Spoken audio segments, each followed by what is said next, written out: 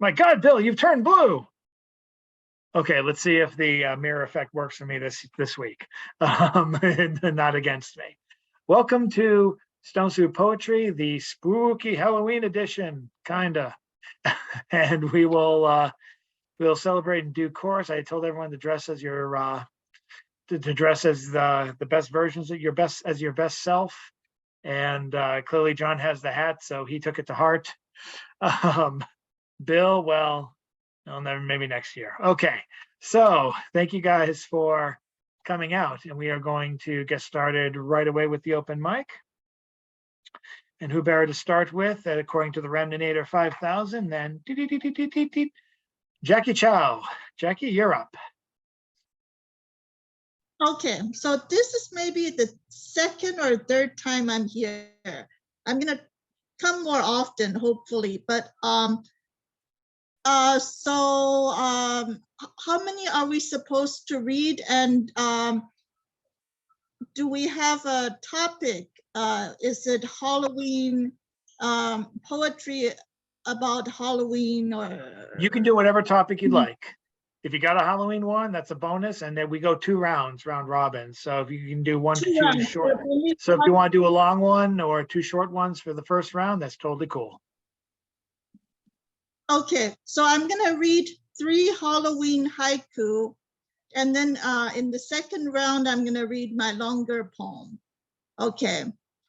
Art gallery, the noisy chatters of the aristocrats.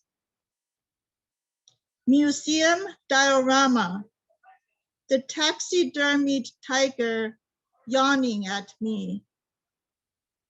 Home alone, the mug on the table says best fiends. Thank you.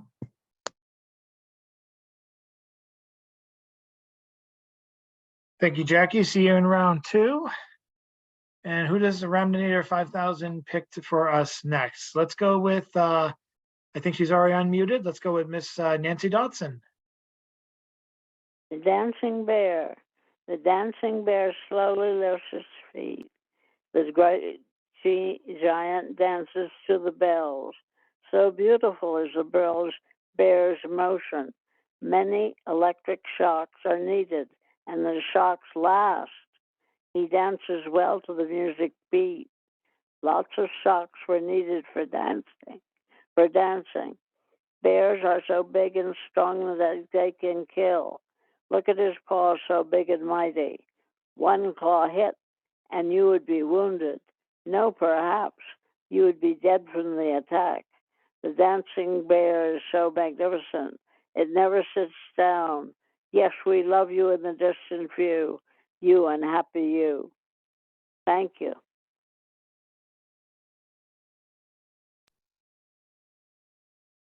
Thank you, Nancy. You just reminded me there's actually a story out there involving a bear, and the bear's name is Bear Force One, which I think is the greatest name ever. Let us go now for something completely different. Mr. Chris Fitzgerald. So you can hear me? Yes. All right, I'm going to do, well, I got 2 Halloween poems. I'm just going to do one, the first part.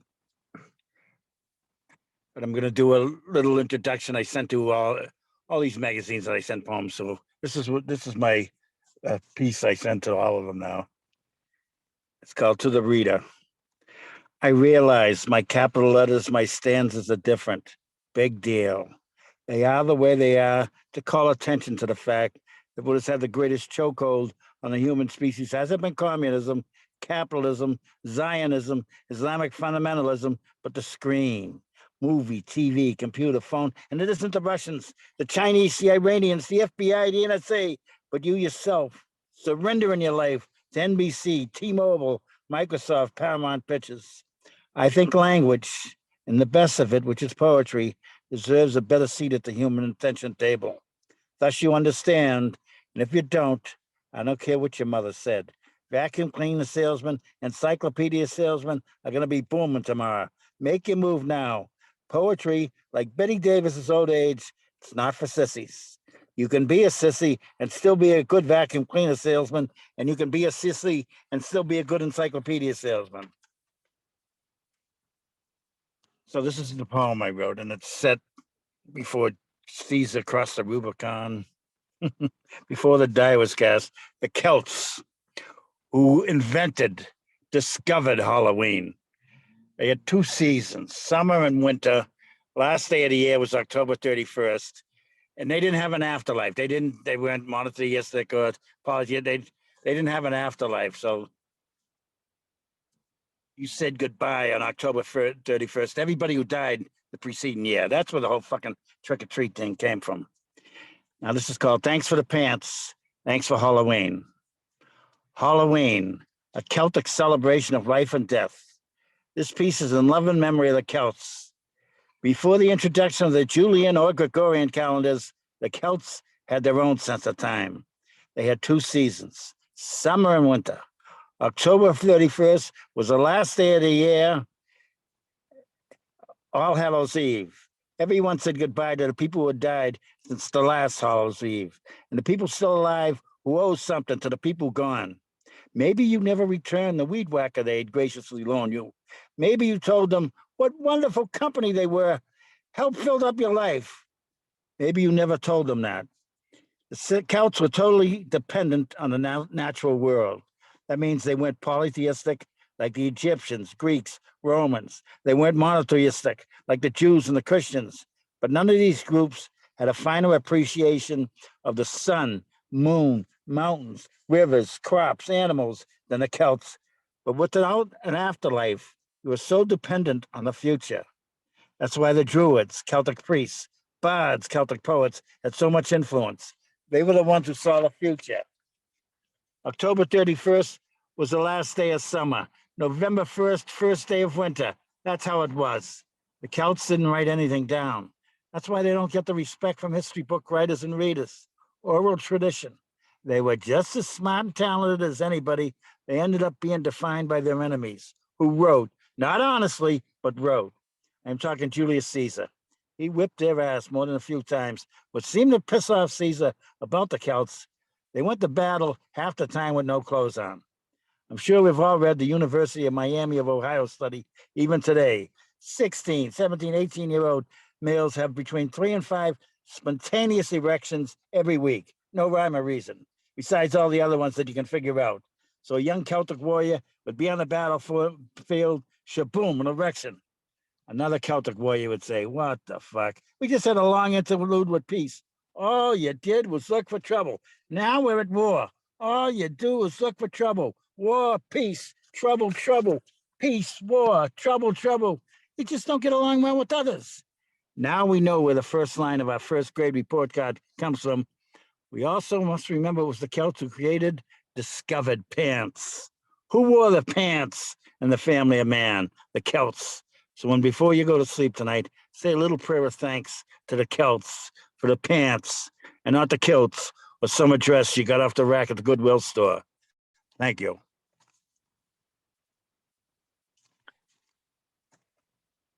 Go Celtics. Let us welcome up next on our open mic, Jan Rowe.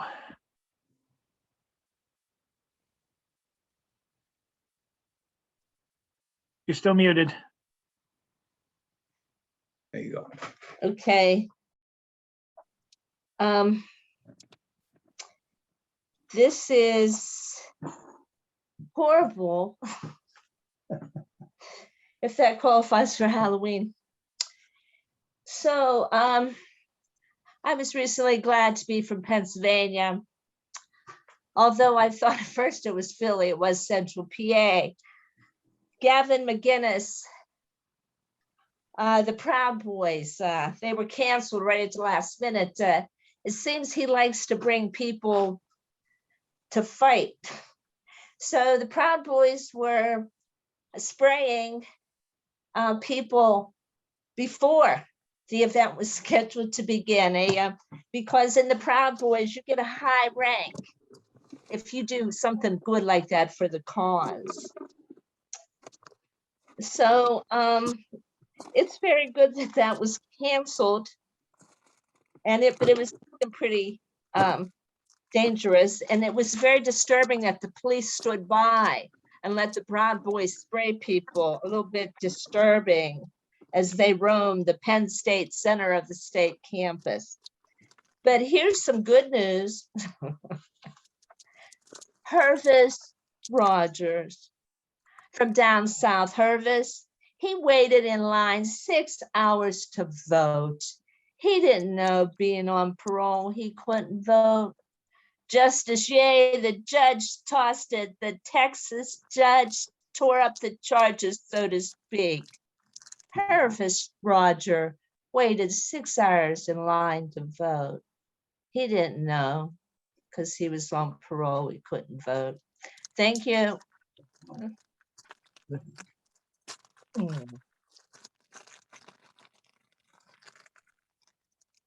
Thank you, Jan. And who do we have next but our Walter White costume runner-up, Mr. John Wesick. Yeah, once I was wearing a fedora on the train, and the guy says, "Oh, I like that Breaking Bad look. Are you Heisenberg?" And I said, "No, I'm Schrodinger, and this is Schrodinger's hat." Okay, this is called Fedoras on Elm Street. These brown stones demand a fedora, and a wailing sax from a Bernard Herrmann score, fire escapes, concrete stoops, Philip Marlowe's sprouting from cracks in the sidewalk, arched entryways, air conditioners punctuating random windows, abandoned microwave tower, a skeleton of steel and rust. What would it be like to trudge up the steps to those old apartments and sip 2 fingers of rye that tastes of pepper and dust while the trench coat dries on the radiator? There's a billiard sign cantilevered over the sidewalk, a faded ad for Goodyear tires painted on dirty brick, more paints and old grist mill wheat coffee too. I want to build this city in miniature on a plywood sheet big as my living room, with crosswalks masked and airbrushed on roads made from asphalt shingles, carve brick patterns into polystyrene foam with steel ruler and X-Acto knife and dry brush with red to preserve the grout. I'd make concrete from epoxy putty, glue sand and green flock for dirt and grass, back laser cut windowsills with clear acrylic, throw in photo etch, styrene angle bars, and streak with washes, grime, and rust.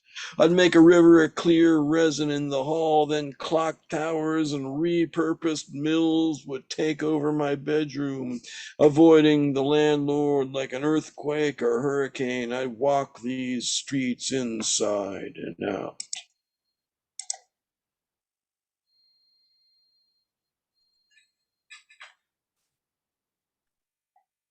Thank you, John. And now in the most unusual order the Randinator 5000 has ever picked, we're following up with Bill Lewis.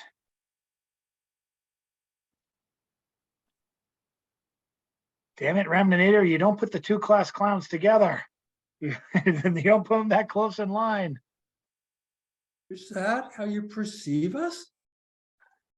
We're just Tonight, that's how positive, I perceive outgoing you. people who want to make others happy and relax and see the amusement of the world about us, the beauty and the silly things that human beings like you do. Heavens to Murgatroyd. John, we might have to go on strike if Chad here is not nicer to us. Let me think for a moment. Yes, that is correct. Last week when we were here, you were so kind to allow me to practice doing my little thing there for what's his name, Edgar Allan Poe. And so there it is. That is the Old South Church. And I'm just about to go onto stage and scare the bejesus out of everybody. It worked really well. Thank you so much for putting up with me, for practicing. But yeah, this was a good thing. So thank you so much. Woohoo! But now it's time to end the hilarity, the amusement, the fun. Billy Barnum is not here, and I do not propose that I should mimic him, and yet I think that he would appreciate.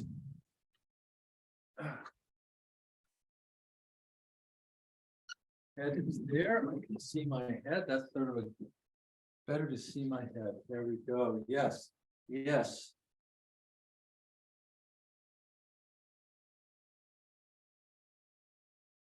It was many and many a year ago in this kingdom by the sea that a maiden there lived whom you may know by the name of Annabel Lee. And this maiden, she lived with only one thought, to love and be loved by me. Now she was a child and I was a child in this kingdom by the sea, and we loved with more than love, I and my Annabel Lee. The angels, not half so heavy in heaven, went envying her and me. And this was the reason that long ago in this kingdom by the sea, the wind came out of a cloud by night, chilling my Annabel Lee. So her high-born kinsman came and bore her away from me and locked her up a sepulchre in this kingdom by the sea. Oh. Angels not so happy in heaven when envying her and me. Yes, this was the reason that long ago in this kingdom by the sea, the wind came out of the cloud by night, chilling and killing my Annabel Lee. But our love was stronger by far than the love of many older than we, of many far wiser than we. And neither the angels in heaven above, nor the demons down ever under the sea can ever dissever my soul from the soul of the beautiful Annabel Lee. For the stars never rise, but I see the bright eyes of the beautiful Annabel Lee. The moon never beams without bringing me dreams of the beautiful Annabel Lee. And all the night tide, I lay down by the side of my darling, my life, my bride, in her sepulchre there by the sea. In her tomb by the sounding sea.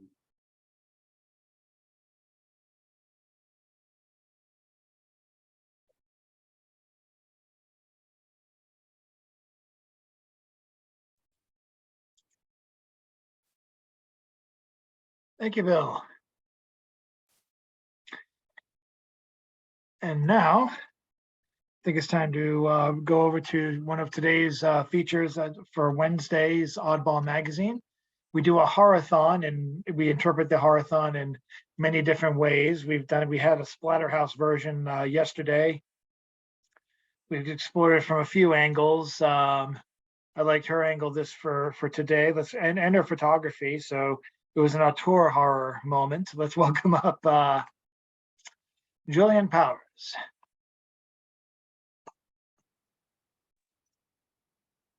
Thank you so much, Chad. I'm so honored. Today I'm going to read my poem called The Ghost. Even when he was alive, he was a ghost, haunting the night, snuck through the house frightened, while he was hunched over in the corner, just barely there. At 8, my family went to Germany, and my sister stayed home with me. One of those evenings I saw this long, illuminated ghost lying on the couch. This was right before he became but a shadow. Then, when I was 15, at Wampatuck State Park Proving Grounds in Hingham, slipped through the fence of the private compound. Here, I saw another ghost, and this time I wasn't alone. Friends there saw it with me, walking our way up the hall of the main abandoned building. Think that this was an old hospital or military laboratory. This ghost looked like he could be a general. The place was built for World War II, then abandoned not long after. His spirits now left his flesh prison. Now he might be a ghost I haven't yet seen. The fear he instilled in me will always be fresh. I bet he has enough shadows to keep him happy for years to come. Maybe he's haunting places he used to love. The ghosts inside can have us haunting each other with death as no constraint. Seems some gates aren't great at keeping us separated.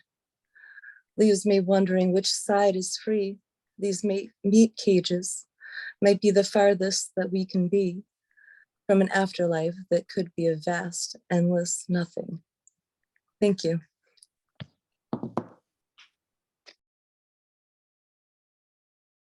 Thank you, Jillian. Let's see who we can bring up next. Kathleen, would you be interested in reading? I never got an answer from you. Oops, you're muted. Yes, I could read something, but it's not horrifying. I didn't really have time to search for the most dripping existential dread that I have in my opus, but it's just a straight up kind of thing, but very short. We're all poets. There's enough existential dread to go around. exude dread from every pore, costume or not, whatever, October or not. Dread Exactly. is my middle name. Ladies and gentlemen, Kathleen Hulser. Hi, I'm gonna read Leaf Fall, written rather recently. Looks like October 24th here. Every leaf predicts its fall. Embedded foreknowledge as sure as October's amber. Levity and weight, darting descent through smoky air.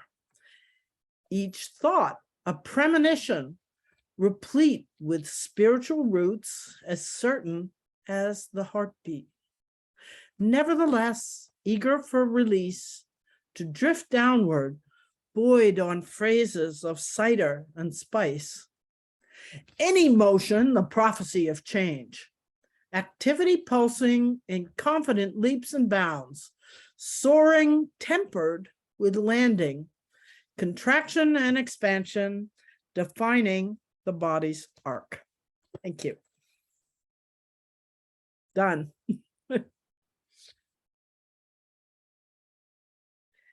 And I Bam. noticed Okay. maybe somebody seemed to have picked up on in Oddball that I wrote this tribute to a friend of mine, Paul Gunther, who, you know, not too long ago jumped out a window. And that was that for him. So I appreciate that. What, you know, maybe it was you, Chad, or Jason, but somebody kind of put it in there, and it's appropriate because it was a suicide. So thank you. Thank you for sending it, Kathleen. We have two people who've joined us. We're going to start with the man who has a art show this weekend. On the 30th, it's actually not just an art show, it's a book release party. His collection of the open mic poems is hopefully available, will be available this weekend because there is an opening party for it as a release. You can actually order it via links I provided to Stone Soup, and I'm sure he'll provide them in the chat and elsewhere. And chat's filling up with ads right now. But he'll tell you more about it more eloquently than I can. And if you're able to be there, that's great. If not, then you should be able to buy a copy off of him, an advanced copy, if you will. Let him tell you all about it. Let's welcome up CCR Chagra. Okay, thank you very much. Yes, it only took 64 years to put this in my hand. That's the way it works. It is the open mic poems. It is a republishing of all of them. A few of them were tweaked because 20 years later. It contains 3 essays. And on the back of the book are quotes from Kate McQuaid of the Boston Globe, David Amram, Ron Whitehead, Melissa Goodrum. I don't know if you remember her. She was a Stone Soup regular. She's in New York now. Tony Vandermeer, teacher from UMass Boston, and Jeff Robinson, who 20 years ago gave a quote for the book that when it comes to the open microphone, CCR Chaga wrote the Bible. And his new quote, now what I did is I went to these individuals and I said, I would like for you to look at this work. And it's 20 years now. And I'm asking you for words, but I don't want you to be nice. And I don't want you just to, give me something because I'm asking. I want you to say something that words that you could live by for the rest of your life that you said. I really want a genuine response. Did this work last 20 years? And does it stand up to the test of time? So what I did is they each sent me a paragraph, and I put the entire paragraph in the book, each one on a page in a praise section. And so when you read the quotes on the back of the book, you could actually go inside the book and see the paragraph it came from. And that's just my personal integrity thing that I have that I thought I should do. Back in the Stone Soup days at TT the Bears, amongst the open mic poems, book 3, What Manner of Character, there was one that I used to read in the voice of the Count from Sesame Street. So I guess I will share that. I don't know if you guys maybe will have a flashback or not. It was called Fake Friend. I don't know if I could do the voice. 1, 2, let me warm up. 3 poems. Fake Friend, the poet, played the politics of kindness. He had a handshake that could capture your confidence, a sinister sense of compassion that moves smooth and steadily toward using you. He will attach the teeth of his smile to your weak need to feel that you must be told that you're supported, while sliding nearer and nearer to the sound that your heart makes, till he could smell your blood beating and get high on his delirium. Laugh at you to reduce the tension you may sense. Draw you close and closer still to bite deep into your giving gift and drain you to refresh the walk of his decaying corpse, justifying himself and his pain giving way to avenge his own innocence that may have been taken by the cold, inhumane war game he calls survival. One poem read. So the reflections are a big part of this book. And yeah, I'll put the anybody who advance orders it, it's just going to be the price of the book. And I'll mail it and sign it. I'm only going to sell them myself right away. I'm not a big fan of Amazon or Walmart or giving money to Jeff Bezos. So I may go with independent bookstores, poetry readings, and I will buy them, make them, sign them, and send them to you if you want one. I think that's the way to go. And I think poets of all people should, I know we all use Amazon, and but I don't.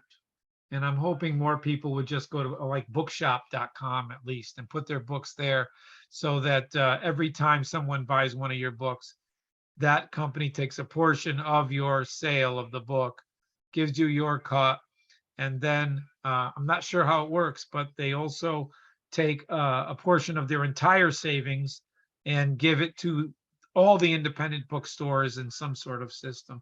And I think bookshop.org is probably the way to go, rather than Barnes and Noble, which Amazon bought, and most people don't know that they own both Amazon and Barnes and Noble. I don't know if they sold it, but it looks like Jan knows about that. So it's still true, Jan?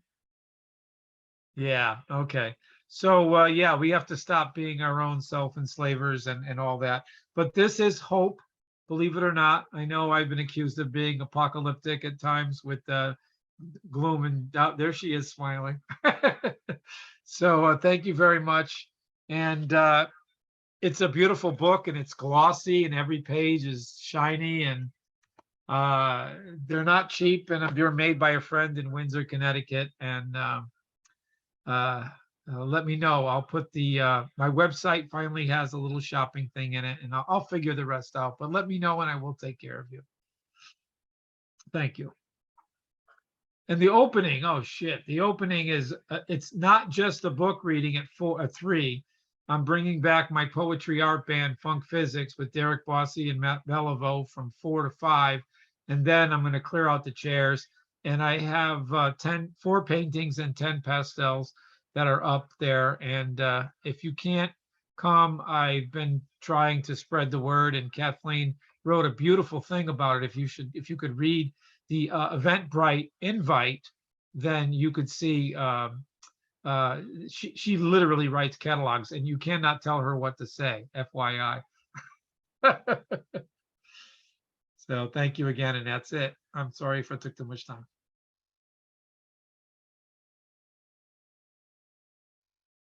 Thank you, Cece. And now back from a break of political campaign, helping with political campaigns. Let's welcome up Patricia Kerrigan.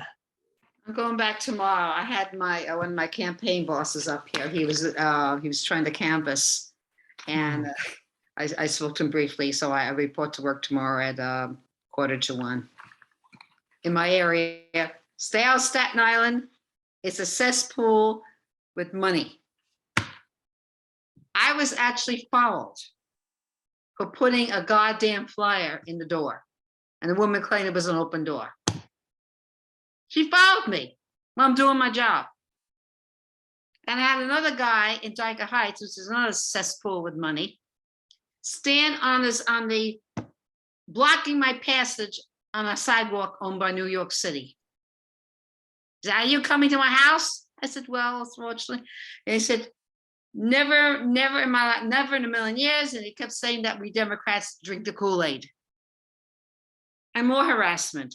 The past 2 days, I had today off because it was a little too much. I said, I'm never going back to Staten Island again. Okay, so here's my jazz poem. Birth of the Blues, inspired by Frank Sinatra. Every time it rains, the blues are born, even when it's sunny. Rain isn't limited to the weather. There are days when our clouds can't hold back how we feel. The blues travel down our cheeks, say things that shouldn't be said, do things that shouldn't be done, up for a place to be alone. The blues are what they are because they are born from our blues. The blues seek solace amid rainbows. We pick up our horns, play tunes for rain-washed trees. Thanks, guys. Back to work tomorrow in my area. Work harder for all of us. We're rooting for you.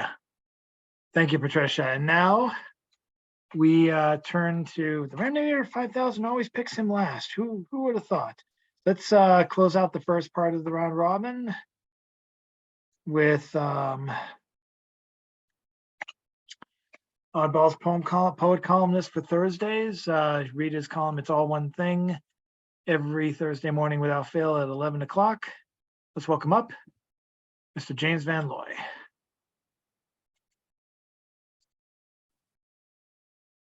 Thanks, Chad. I have a poem here called Geronimo and the Skull and Bones Society. Geronimo, the big boys yelled as they launched off the long branch of an old oak tree, clutching umbrellas and sheet ends as they hurtled down onto the stack of mattresses on a devastated bus springs. Geronimo, we would scream as we tore off the lip of the dune in somersault and tumble in sand wave. Geronimo, we'd yell as we jumped into the Osabo River from the CCC bridge. Geronimo was what the airborne troopers cried as they shuffled out the door of the plane with nothing but a static line and unconscious prayer. When the Special Forces Rangers, the ultimate anti-insurgent forces of the greatest military power in history of the world, crept down out of the plane, helicopters on their lips is the name of the greatest guerrilla warrior of all time, this small man named Geronimo. He fought the armies of two countries over more than 30 years, dodging back and forth over their border. It took 5,000 troops of the US Army over 2 years to finally force the surrender of his tiny band of 38 women, children, and men. They say an Apache warrior could lose a man on a horse running across the desert. He knew every rock, cactus, and hole in that desert. In my illustrated shaman book, I find this quote from his autobiography. As I sing, I go through the air to a holy place where you, Sun, the supreme being, will give me power to do wonderful things. I am surrounded by little clouds, and as I go through the air, I change, becoming spirit only. In the picture above, he kneels on one knee with sharp rifle gripped fiercely in talons of his steely hands. His hair, parted in the middle, falls down to his shoulders, around his mouth, in a downturned line across his face that looks at us with inimitable intensity.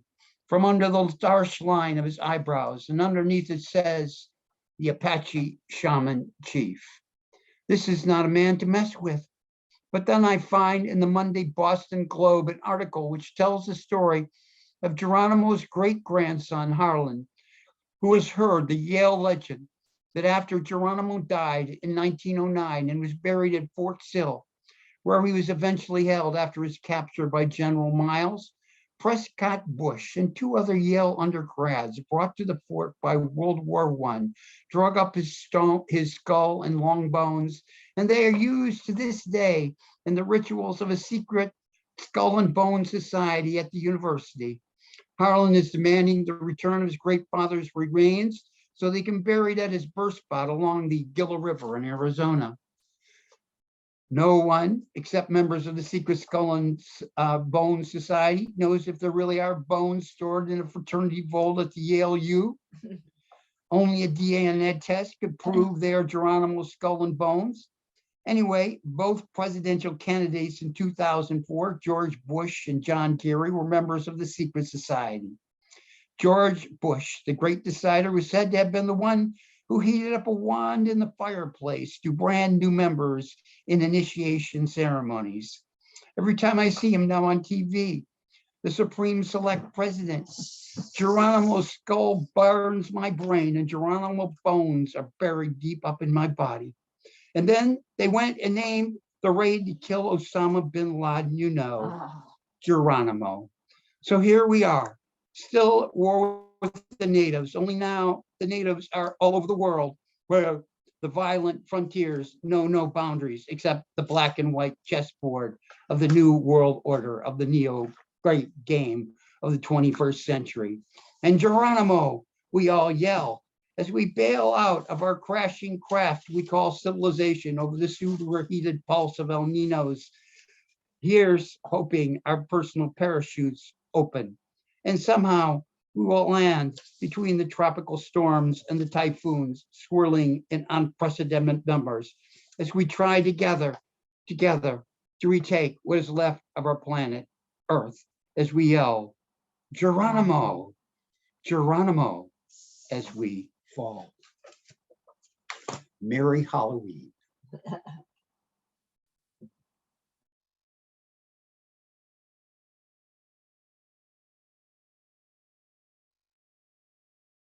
Thank you, James. And we go right back to start, pass and go, grab your 200 simoleons. And we are going to start with our first poet again, the one the Randinator 5000 picked in the beginning. Let's go to Jackie Chow. Okay, so this poem is called Formosa. Your breath awakens me to an isle of swaying palm leaves and loosed ankles, aggravated to points of no return. You dream of avoidance, dance in the shadows of crisp-winged butterflies, auspicious like a yellow kitten, shiny shrapnel, prodding your ideologies into my head, your brown hair tousled in the breeze, ambition glowing in your pupils. Your musical notes cross my staff your fingers bent at the right angles, holding chopsticks with dexterity in night markets of neon boulevards, where omelets are flipped and mice thrive. Your eyes locking with mine in our shared landscape. Thank you.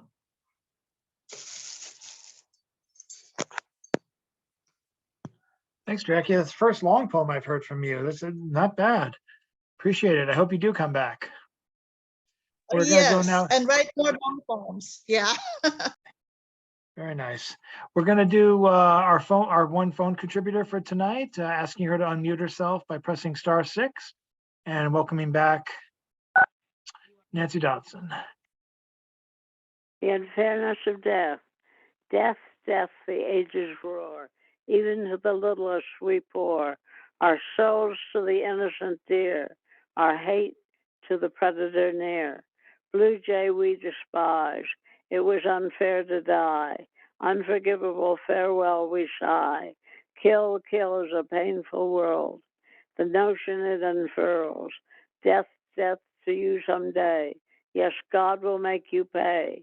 In the return of hell to you someday. Death, death for the predator. For meat sounding a bad beat. Farewell, farewell, field mouse dear. May you make heaven's spirit. Thank you.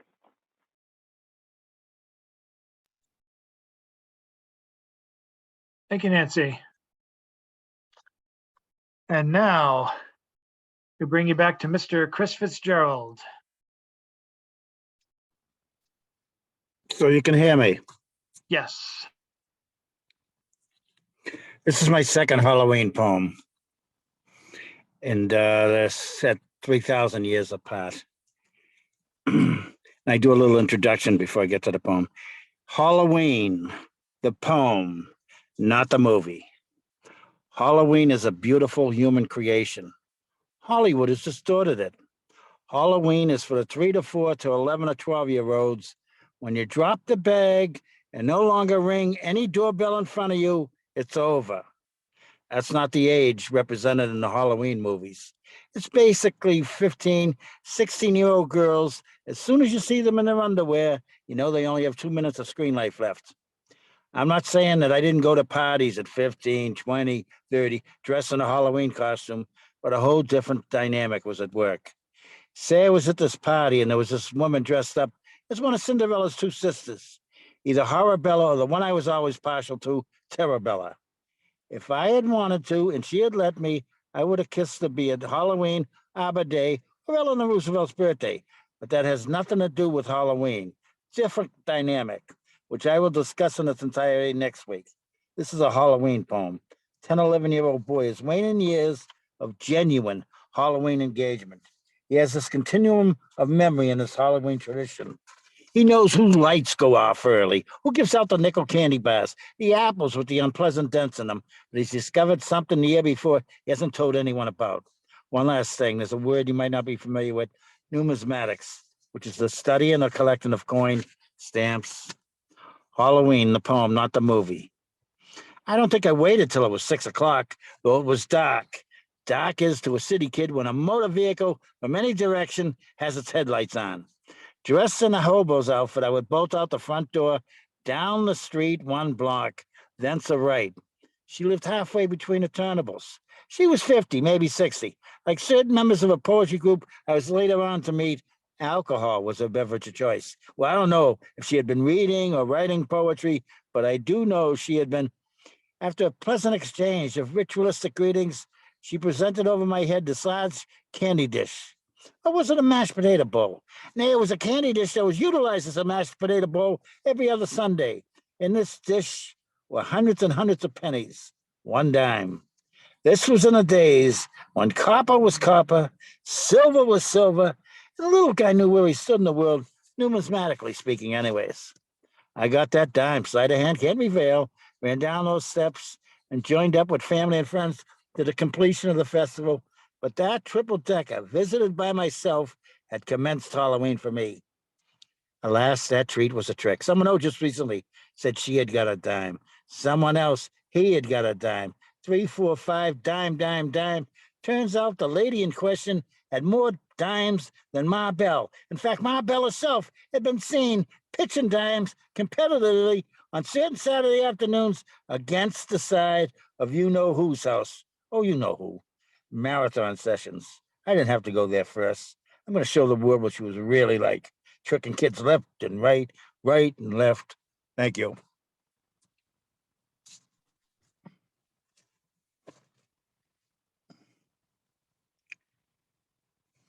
Thank you, Chris. And next we have Jan Rowe, if she wants to go again. There you go. I lost my place but I was using this as a placemaker. And then I lost it, the other short piece, but here's this one. I understand clearly how my friend with recurrent breast cancer who passed last December, she maintained, she insisted that money was being made. She thought doctors, I think big pharma. Remember back in 2005 when a Congressman Billy Townsend left Congress to be head of big pharma. Now, today I find that a drug that's $260 in the UK is $38,000 here. Some chemo drug from prostate cancer, $260 in the UK and $38,000 here. Somebody got some explaining to do. Thank you.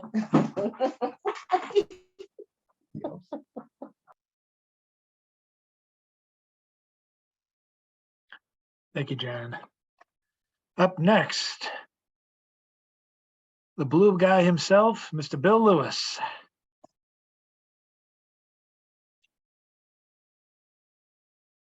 But what of Mr. Wessick? Doesn't he not precede me in these endeavors?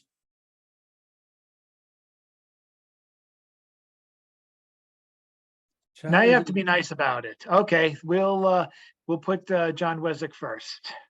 I did not want to get in his way and offend Yeah, him. all right. Wow. Okay. Well, here's another poem from my book, The Shaman in the Library. And it's called No Artillery at the Dinner Table.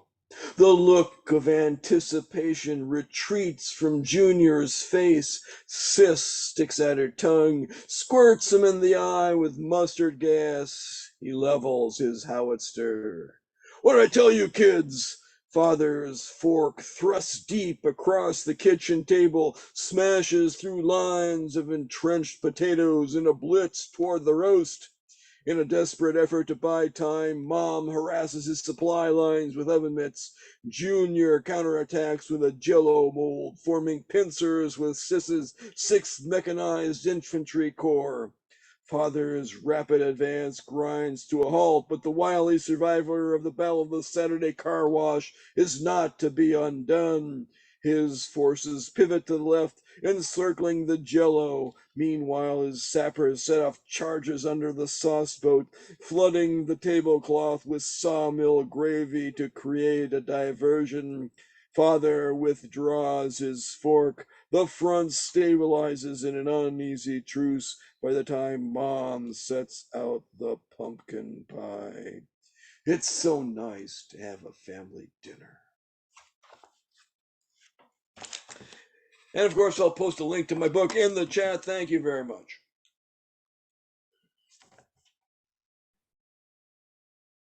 And right after I call them class clowns, they have to be so polite and nice. I can't win. Let's welcome up. Sorry. Let's welcome up the blue. You're making me cough. Stop him. Ooh. Don't do that to me. It's not fair. My goodness gracious. Let's bring the blue guy back, Bill Lewis. Or give him a Too much glass of sugar is water. not good for you. So I was having a conversation with a friend of mine of the female variety who said some derogatory comment about men and her tits. And I tell you, I have my own version of rant poems, and this is one of them. This is definitely a rant. Tits. Don't call them tits. My God, I hate that word. It sits poorly in the mouth and is spat out with disdain. Tits is an insult against the most glorious creation of our Lord, the font of life, that which gives us our nourishment through infancy, that which inspires us and fills our hearts and both our loins with desire. Oh, a woman's breast. A woman's breast. Oh my God, a woman's breast. Ah, my days, my nights, my working hours consumed by the thought of a woman's breast. Ah, to lay my cheek against the breast, to feel her warmth, her desire, her power. It is but a human organism, I tell myself. It is no different from skin anywhere else, and then I burn my lips as I press it to her skin.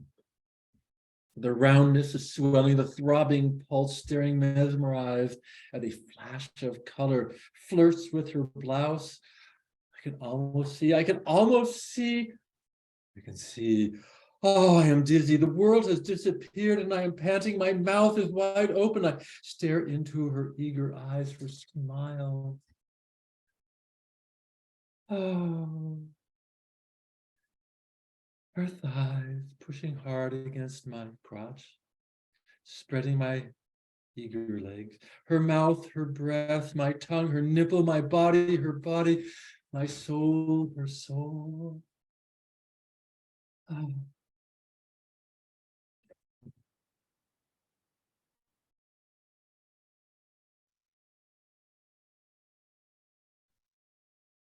Thank you, Bill.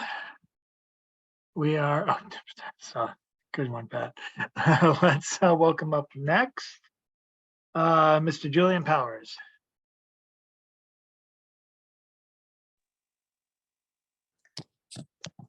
This poem is called Stranded. It's by Jack Powers and it's for Elizabeth. As the beach narrows, the sea's intensity grows. The sandbar that we are glows with anticipation, trembles in stand stark crumble as the waves erase the past, every footprint gone. And in the morning, that solitary creature, which is you, evaluates the cost of going on. Thank you.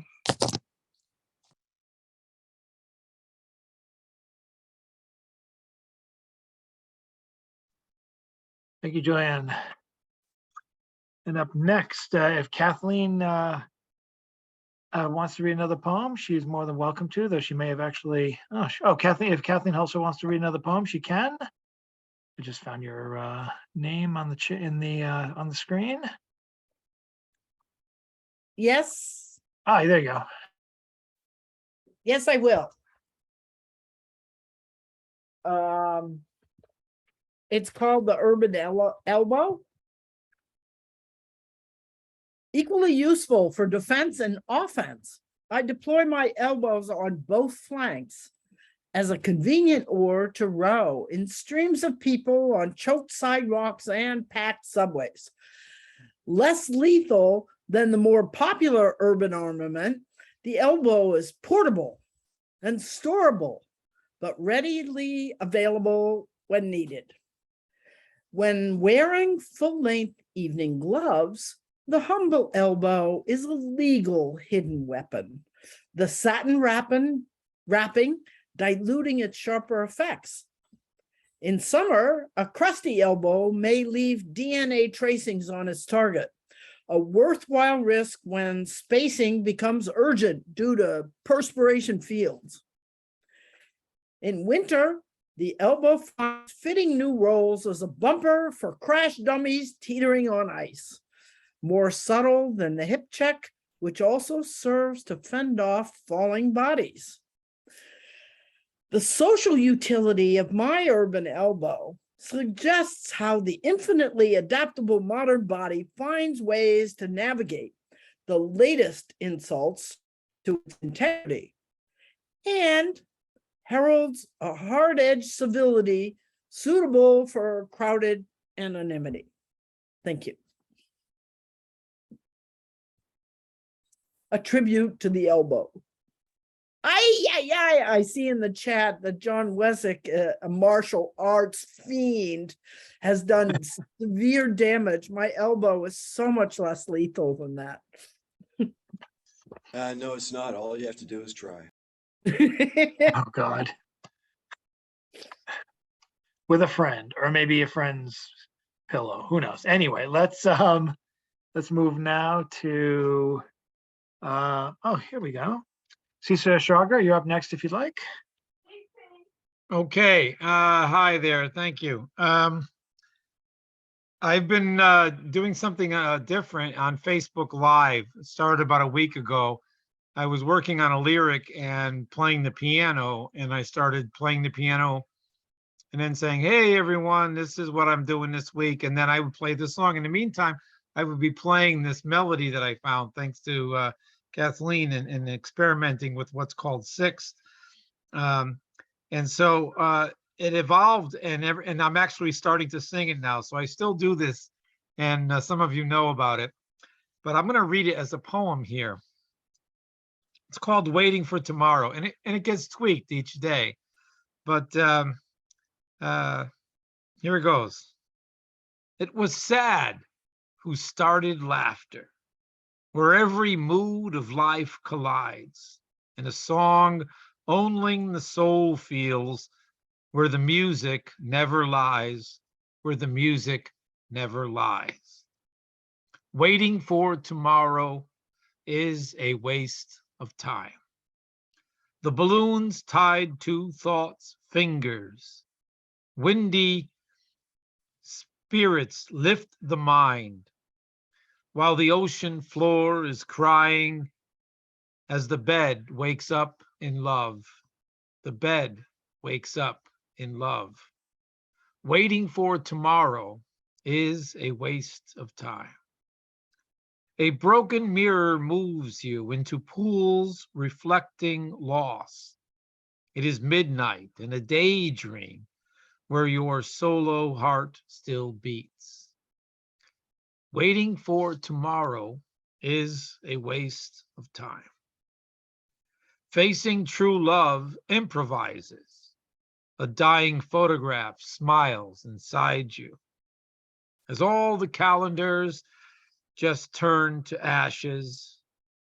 We're all now living in the age of flowers, living in the age of flowers. Waiting for tomorrow is a waste of time. Imagine love is all there is, and the sun and moon only illusions. Fear and hatred takes its final curtain call, as a standing ovation turns to silence. Waiting for tomorrow is a waste of time. A child's playground next to a row of gravestones. Life ages, falls, and scrapes its knee. There's a universal drop of blood, and all creation sheds a tear. All creation sheds a tear.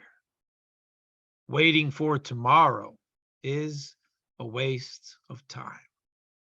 Regret decides to die right now, and sorrow surrenders its past.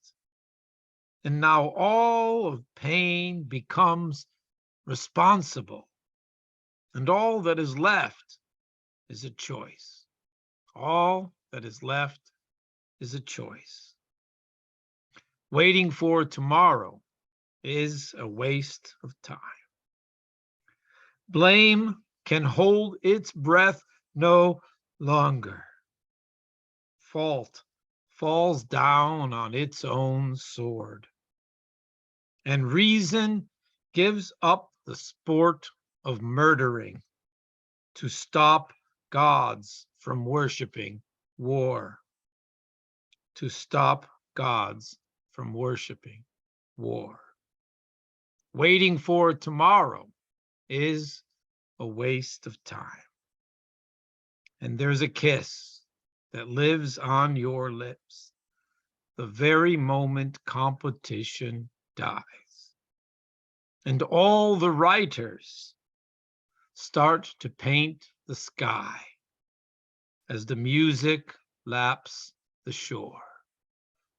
Waiting for tomorrow is a waste of time. And if you go to my Facebook page and scroll back, you can see the evolution of those Facebook Live things that I'm doing. And it's kind of a brave thing. If I was in public, I'd probably panic. And I'm not a piano player, I'm not a singer, but because my mother was, and I think I've said that here before. So I know the difference, but I give it a go. Go Tom Waits and Leonard Cohen. Made it possible. Thank you, CC. We'll go back around to our canvasser, Patricia, who, per my suggestion, will be going out with a pitcher of Kool-Aid saying, hey, drink this. It's for anyone Vote who wants to be a Democrat, Democrat. yeah, Kool-Aid. She can use her Spice it with elbows. tequila or maybe vodka or who knows, or rum. Use your elbows, Patricia.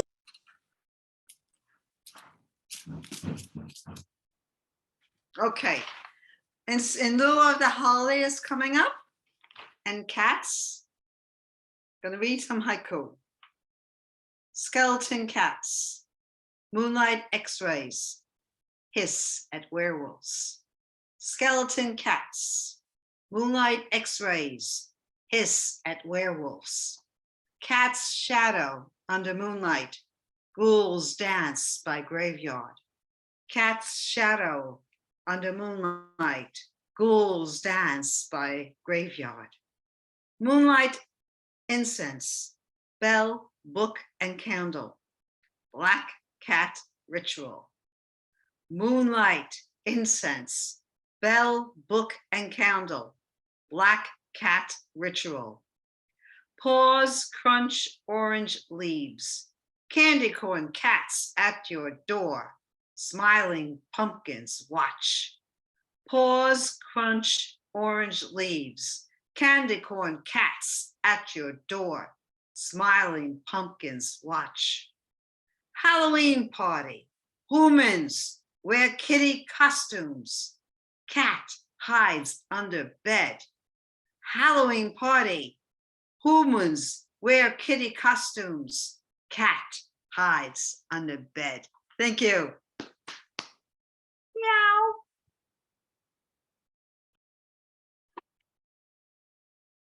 Thank you, Patricia. Appreciate the Halloween haiku and the cat combo. Halloween cat combo hybrid. And without further ado, let's bring it to our closing poet to close out the second round robin and the night for us. Let's welcome back, Mr. James Van Looy.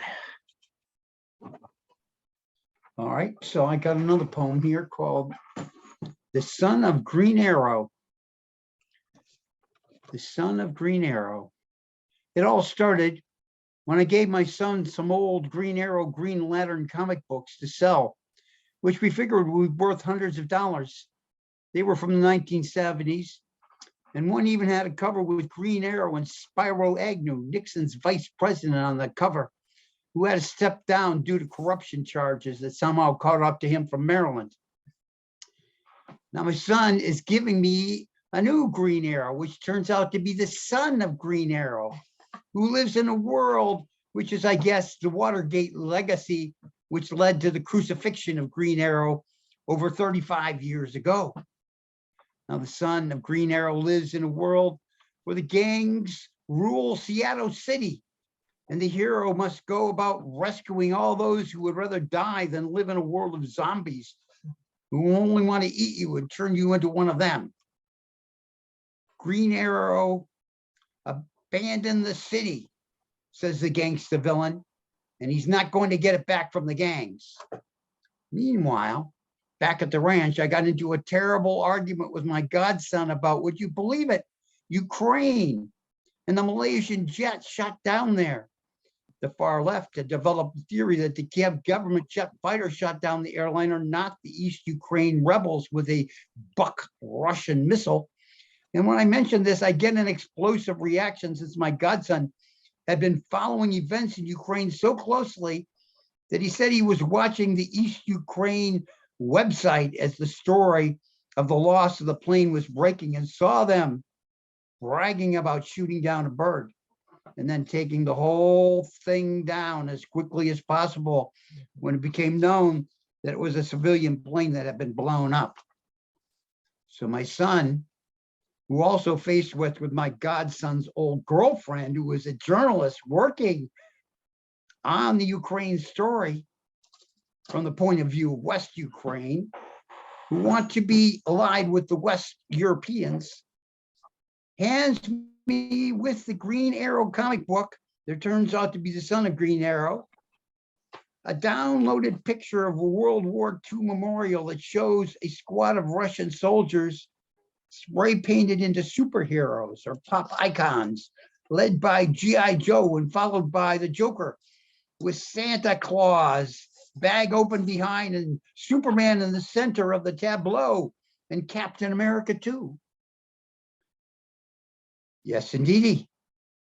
Where are the superheroes and the villains too, I guess, who make such messes of their evil they always fail, always living on to save another victim from the suicide culture that says it wasn't for all you peacenik appeasers. We'd have won the war on terror long ago. But that, and those who still remember tens of millions of Russian dead commemorated in the assault squad, who are the forms under the swathes of bright superhero color. What is that red, white, and blue but an insult to everything that they will never forget? Thank you.